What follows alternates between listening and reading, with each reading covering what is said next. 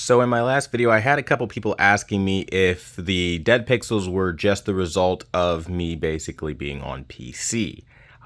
So what I wanted to do is show you I'm on Blu-ray right now. This is My Hero Academia, and I'm just going to go ahead and show you. Hit unpause. So there you go. You see it real time, very real.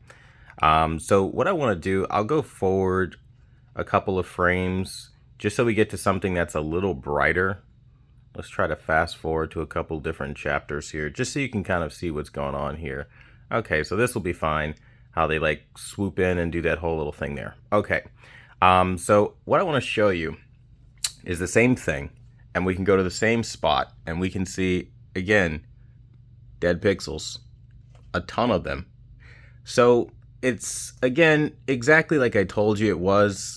With use, normal use, OLEDs do in fact deteriorate. Now, the importance of me showing this off isn't to say like I hate my Sony OLED or don't ever buy an OLED. It's nothing like that, but it is to show you a part of the review process that always goes missed when we talk about OLEDs, because immediately everyone's so concerned about burn-in, we don't think that anything else could possibly happen. And as you're seeing right here, other things are definitely a problem, and burn-in is one of those things that kind of overshadow these types of issues.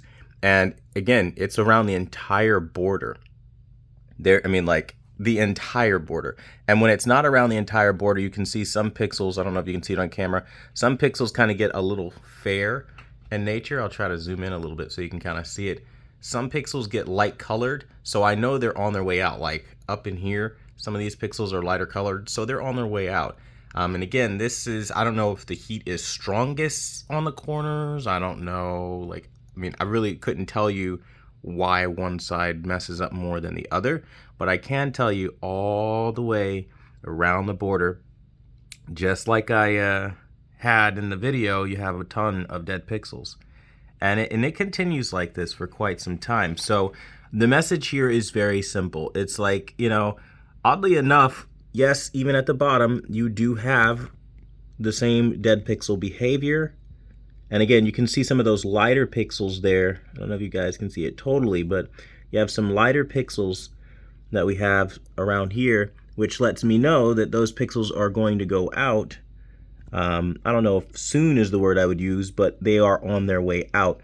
So again, this is to show you what happens with time on these OLED displays. I know I had some people that kind of were on the fence about what I was showing them, didn't really believe it, thought it was like, well, that's because you're using PC on a TV or something like that. So I just kind of wanted to show you like, no, this is legitimately just what happens on OLED. I've also kind of seen the argument that, well, my friend's wife has this TV and they've never had any problems.